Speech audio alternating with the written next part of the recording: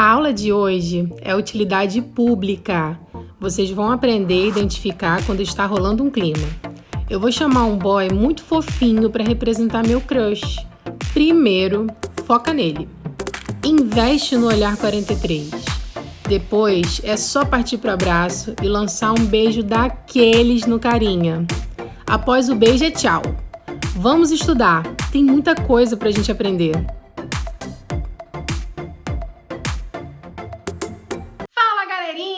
Tudo bem com vocês? Hoje a nossa aula é sobre climatologia. Nós vamos dividir essa aula em 4 etapas. No primeiro momento, a gente vai introduzir a matéria falando sobre a diferença entre tempo e clima. Em seguida, vamos conversar sobre os elementos climáticos, depois sobre os fatores climáticos e para fechar o conteúdo, nós vamos analisar um climograma, saber o que é o climograma e como nós vamos fazer essa análise na hora da prova. Bom, tempo e clima são diferentes. Eu sei que as pessoas têm a mania de banalizar essas duas palavras e geralmente acabam utilizando de forma incorreta. Isso não vai acontecer mais com você e possivelmente você vai reparar quando as pessoas cometerem esse erro.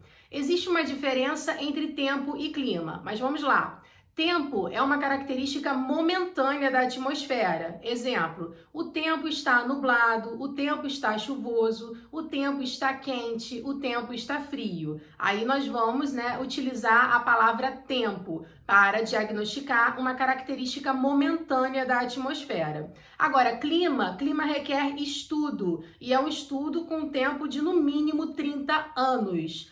O clima é um conjunto de características da atmosfera nesse período, ou seja, para eu classificar o clima de um determinado lugar, eu preciso estudar esse lugar todos os dias, analisando a temperatura média e máxima para saber a média da temperatura, analisando aí também a quantidade de água na atmosfera, ou seja, o nível de chuva, e através disso eu vou fazendo anotações diárias. Quando terminar esse período de 30 anos, aí sim eu vou analisar quais são as características copiosas desse lugar, Em qual período do ano chove mais, chove menos, faz mais calor ou mais frio. E a partir disso é possível definir o clima de um determinado lugar. Agora nós vamos aprender sobre elementos climáticos. Muita atenção nessa hora para não cair no erro da confusão. Não confundam elementos climáticos com fatores climáticos. Eles são diferentes. Por quê? Elementos não interferem no clima, mas é através deles que a gente consegue ter aí um diagnóstico do tipo de clima. Eles são 3: temperatura, umidade do ar e pressão atmosférica. Anote aí no seu caderno cada um deles, tá? Não se esqueça disso. A temperatura é a quantidade de calor que existe na atmosfera. Ela pode estar alta e ser quente ou baixa e ser fria. Então, através da temperatura, nós conseguimos saber a unidade de calor, a quantidade de calor que existe na atmosfera. A umidade do ar, que também faz parte do conjunto dos elementos climáticos, ela é a quantidade de água na atmosfera, mas em estado gasoso, ou seja, a quantidade de vapor de água que existe na atmosfera é o conceito de umidade do ar. A umidade do ar, ela interfere diretamente na temperatura atmosférica, no regime de chuvas e também na nossa saúde. Geralmente, quando o clima está seco, ou seja, com baixa umidade, a gente acaba tendo aí uma série de doenças alérgicas, rinite, sinusite, e também pode ter aí algum ressecamento do nosso nariz ou da nossa boca, precisando ali de uma manteiga de cacau. Então percebam como que o clima faz parte da nossa vida, como que o clima ele está presente no nosso cotidiano, Interfere diretamente na nossa saúde também. O último elemento climático é a pressão, ou seja, a força que o ar faz sobre a superfície terrestre. Não somente sobre a superfície em si, mas sobre todos os elementos presentes nessa superfície terrestre. E até aqui fechamos, né, essa definição entre tempo e clima e também falamos sobre os elementos climáticos. Agora a gente vai conversar sobre fatores climáticos, então tenham mais atenção ainda, porque os fatores climáticos é uma parte dessa matéria que requer muita atenção, porque são muitos detalhes e nós vamos estudar cada um deles. Diferente dos elementos climáticos, os fatores climáticos, que é o que a gente vai estudar agora, eles interferem diretamente no clima. Na verdade, os fatores climáticos, eles determinam o clima, tá? Eu acabei de falar com vocês sobre os elementos climáticos que não interferem no clima, eles são como se fosse um diagnóstico para a gente saber o tipo de clima, e agora nós vamos estudar fatores climáticos que interferem diretamente no clima, porque são eles que determinam o tipo de clima.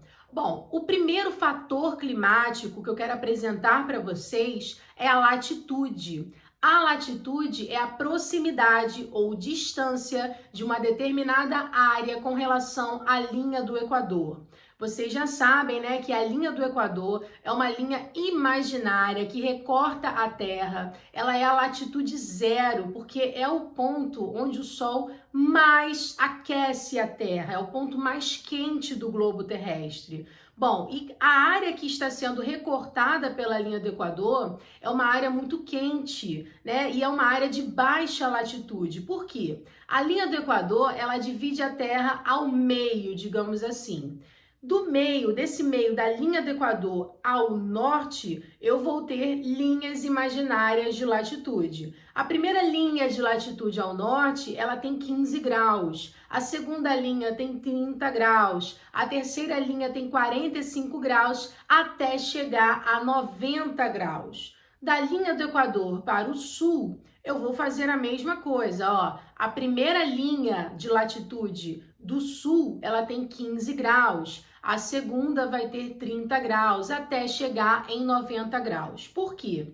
90 mais 90 dá 180, ou seja, a Terra ela tem 180 graus de norte a sul. Os 180 graus dividido por 15 graus, que é o valor de cada latitude, faz com que a gente chegue aí a aproximadamente 12 linhas de latitude. Essas linhas imaginárias, elas recortam a Terra imaginariamente. É como se fosse a nossa tentativa de matematizar a Terra, tá? Bom, mas a latitude, ela não tem só uma função matemática nessa perspectiva. Quando nós falamos em latitude, falamos em um fator que determina o clima, em um fator que tem relação direta, principalmente com a temperatura de uma determinada região. Ou seja, quanto mais baixa a latitude, maior a temperatura. Quanto mais alta a latitude, eu estarei ali, ó, próximo aos polos, menor é a temperatura, ok? Repetindo, quanto menor a latitude, maior a temperatura. Quanto maior a latitude, menor a temperatura. É só você pensar que eu começo contando a latitude a partir da linha do Equador. A linha do Equador é o ponto mais quente da Terra. Quanto mais eu me afasto da linha do Equador, maior é a minha latitude, mais próximo eu estou dos polos. E os polos, tanto o Polo Norte quanto o Polo Sul, são áreas frias da Terra, tá bom? Então a latitude é aí o nosso primeiro fator climático.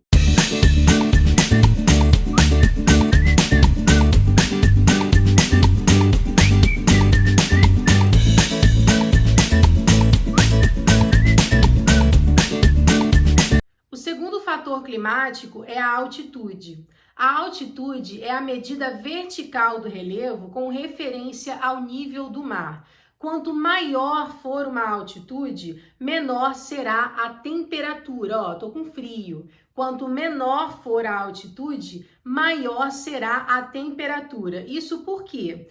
Áreas que são muito altas, ou seja, que tem ali uma alta altitude, possuem uma menor quantidade de concentração de ar.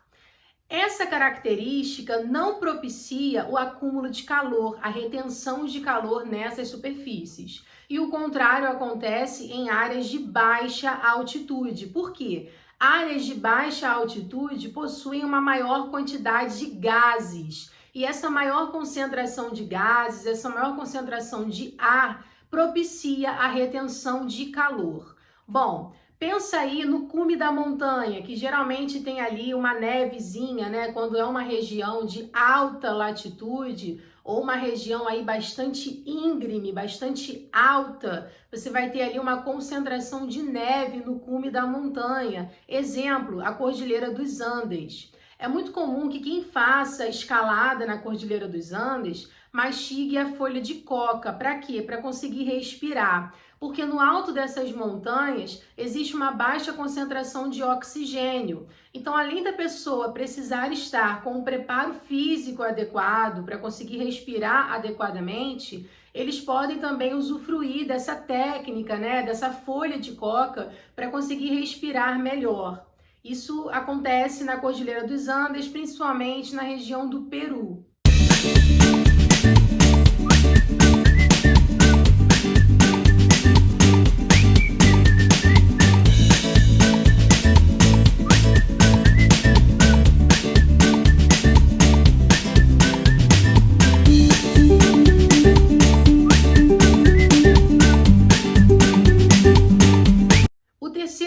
Climático são as correntes marítimas. As correntes marítimas são massas de água que migram dos oceanos e mares com direções contrárias à rotação da Terra. Então, são duas possibilidades para a origem dessas massas de água.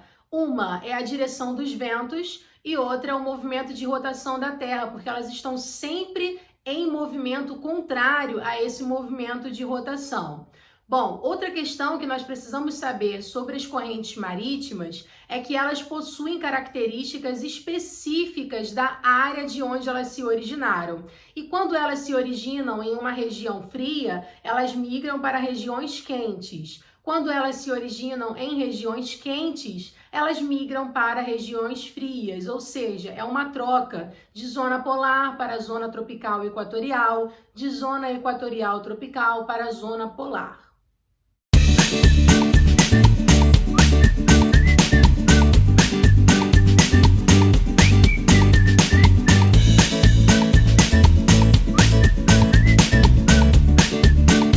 O quarto fator climático são as massas de ar. As massas de ar são grandes porções de ar que se deslocam na atmosfera e elas saem de áreas de alta pressão em direção para áreas de baixa pressão. Possuem características específicas de temperatura, pressão atmosférica e umidade do ar das suas zonas de origem. Quando elas estão se deslocando, elas perdem essa característica. Elas são massas equatoriais, massas tropicais ou massas polares.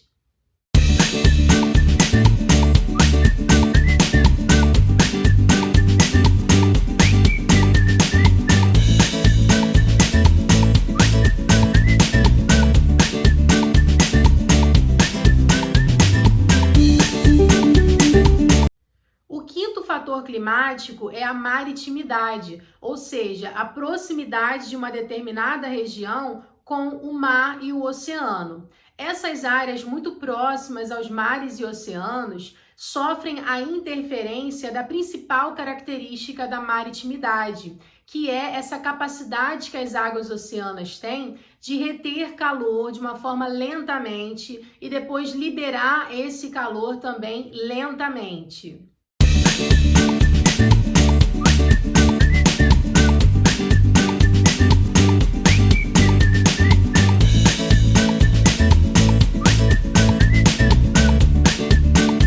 A continentalidade, que é o nosso sexto fator climático, ela é o avesso da maritimidade. Por quê? Primeiro, ela é a distância de uma determinada região com relação aos mares e oceanos. E essa distância dos mares e dos oceanos gera aí nessa superfície uma capacidade de liberar esse calor rapidamente, de acumular esse calor rapidamente. Então, a liberação e a retenção desse calor de uma forma muito rápida é a continentalidade, que é essa distância de uma área com relação aos mares e oceanos. Agora a gente vai fechar a aula fazendo a análise do climograma. Bom, o climograma é uma representação gráfica do clima. Através dele, a gente consegue descobrir as características de temperatura e precipitação, ou seja, água e calor em uma determinada região. Vamos aprender a ler um climograma. Você já sabe que se trata de uma representação gráfica do clima, ou seja, é um gráfico. Então, observe as suas colunas. Por ser uma representação, tenha atenção com a legenda, que é temperatura com linha verde e pluviosidade com colunas azuis. Do lado esquerdo estão os valores indicados para as médias de precipitação, ou seja, a quantidade mensal de chuvas que equivale às medições indicadas pelas respectivas barras, sendo uma barra para cada mês. Assim, no mês de janeiro, por exemplo, sabemos que a média de pluviosidade foi de 70 milímetros, mas em julho foi de apenas 30 milímetros. Do lado direito do climograma estão os valores para as temperaturas indicados pela curva que aparece no meio do gráfico, também variando de mês a mês. No caso acima, os meses de junho, julho e agosto foram os mais quentes, com temperaturas que variaram entre 25 graus Celsius e 30 graus Celsius. Já o mês de abril foi o mais frio, com pouco menos de 10 graus Celsius. Geralmente, na hora da produção dos climogramas, estabelece-se uma proporção entre os valores numéricos das temperaturas e da precipitação. Geralmente, o número de milímetros da chuva costuma ser apresentado em uma relação de dobro das temperaturas, tal como no caso que vocês estão vendo, em que os valores da coluna da esquerda são 2 vezes maiores do que os valores da coluna da direita. E essa foi a nossa aula sobre climatologia. Agora que vocês já sabem identificar o clima, agora que vocês já sabem o que são elementos, fatores e o que é um climograma, já sabe fazer a leitura de climograma, vocês também saberão, identificar quando